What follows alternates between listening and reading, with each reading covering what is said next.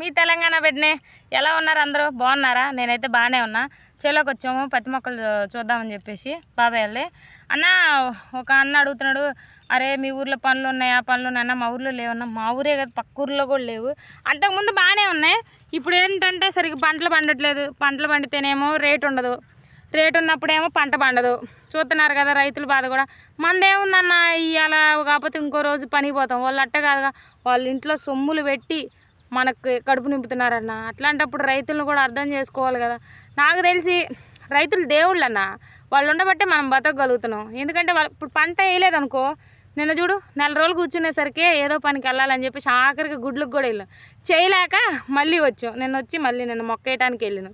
అది రైతులు లేకపోతే మనం బతకలేమన్నా. వ్యవసాయం లేని మనం భూమి మీద మనం వేస్ట్. రైతులు ఎట్టయినా గ్రేట్ అన్న. తిన్నా తినపోయినా వాళ్ళ ఇంట్లో సొమ్ముతో మనల్ని చూసుకుంటున్నారు. మనదేముందన్న, కష్టపడుతున్నాం. ఒళ్ళు కష్టమే, అంతే, ఏం లేదు. బాగుంటే ఈరోజు చేస్తాం, బాగాలేకపోతే 2 రోజులు ఇంట్లో కూర్చుంటాం. వాళ్ళు అట్ట కాదుగా, ఉన్నా లేకపోయినా అప్పో సొప్పో తెచ్చి మళ్ళాంటి వాళ్ళకి పనులు చూపిస్తున్నారు. అట్లాంటప్పుడు వాళ్ళని ఆదుకునే వాళ్ళు ఎవరు లేకుండా అయిపోతుంది.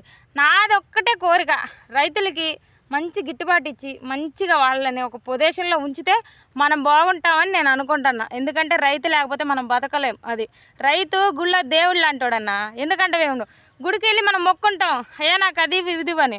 రైతు ఉండబట్టే మనం కడుపు నిండా బోధనగలుగుతున్నాం, పిల్లల్ని కూడా చాక్కోగలుగుతున్నాం. అందుకని చెప్పేసి రైతుల్ని కొంచెం అర్థం చేసుకొని వాళ్ళకంటూ ఒక అమౌంట్, వాళ్ళకంటూ ఒక పండించిన పంటకు రేట్ ఇవ్వండి అన్న. ఏమొద్దు కానీ వాళ్ళు పండించే పంటకి విలువ ఇవ్వండి చాలు. వాళ్ళకి అంతకంటే ఇంకేం కావాలన్నా. సరే, మీ తెలంగాణ అమ్మాయిని.